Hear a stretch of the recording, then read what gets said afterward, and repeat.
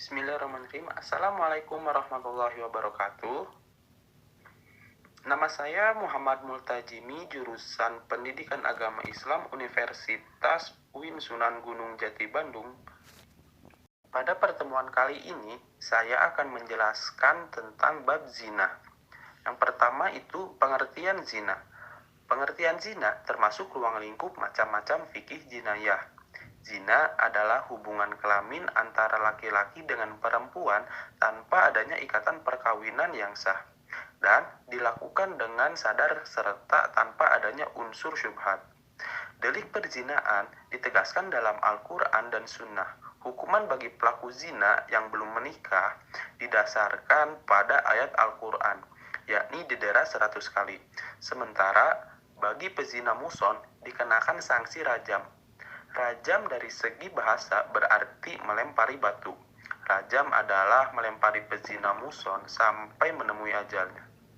Zina adalah perbuatan yang sangat tercela dan pelakunya dikenakan sanksi yang amat berat, baik itu hukuman dera maupun rajam, karena alasan yang dapat dipertanggungjawabkan secara moral dan akal. Kenapa zina diancam dengan hukuman berat? Hal ini disebabkan karena perbuatan zina sangat dicela oleh Islam dan pelakunya dihukum dengan hukuman rajam, yaitu dilempari batu sampai meninggal dengan disaksikan orang banyak. Jika ia muson, jika ia ghair muson, maka hukumannya yaitu dicambuk 100 kali.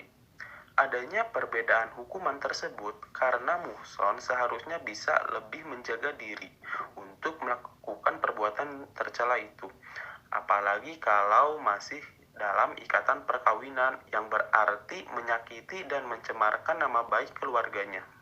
Sementara ghair muhson belum pernah menikah. Dalam Kamus Lengkap Bahasa Indonesia, zina adalah perbuatan asusila yang dilakukan seorang pria dan wanita di luar ikatan pernikahan yang sah.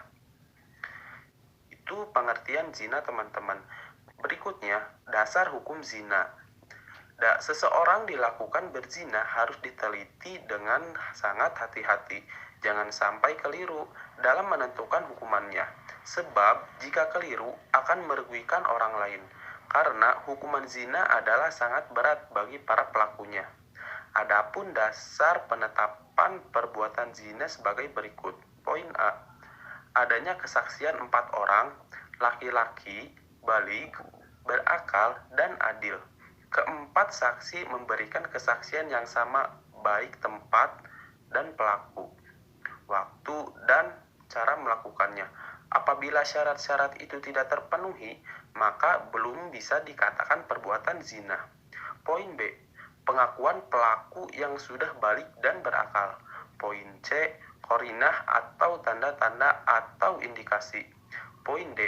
Qarinah yang dapat dianggap sebagai barang bukti perzinaan yang sah adalah jelasnya kehamilan wanita yang tidak bersuami, dalam kurung bukan pemerkosaan. Adapun dasar hukum dalam Al-Quran dan hadis telah banyak disebutkan, antara lain zina, dera, atau cambuk 100 kali adalah firman Allah Subhanahu wa Ta'ala dalam Quran Surat An-Nur ayat 2. Nah, berikutnya teman-teman, macam-macam zina. Macam-macam zina dan Al-Quran dan hadis telah banyak dipaparkan, antara lain akan dipaparkannya sebagai berikut. Yang pertama, zina muson ialah perbuatan zina yang dilakukan oleh pria atau wanita yang wajib menjaga kehormatannya. Artinya, orang yang sudah berkeluarga atau menikah. Yang kedua, zina ghair muson. Maksudnya adalah perbuatan zina yang dilakukan oleh pria atau wanita yang belum menikah.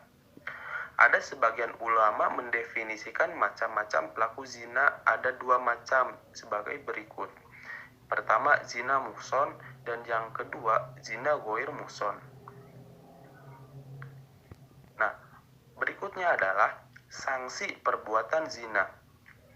Seseorang yang melakukan zina muhson sama lelaki atau perempuan wajib dikenakan ke atas mereka hukuman rajam, yaitu dibaling dengan batu yang sederhana besarnya hingga mati.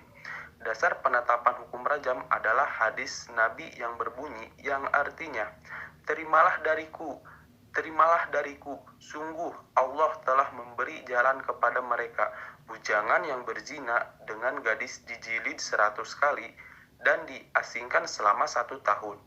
Dan orang yang telah kawin yang berzina didera 100 kali dan dirajam.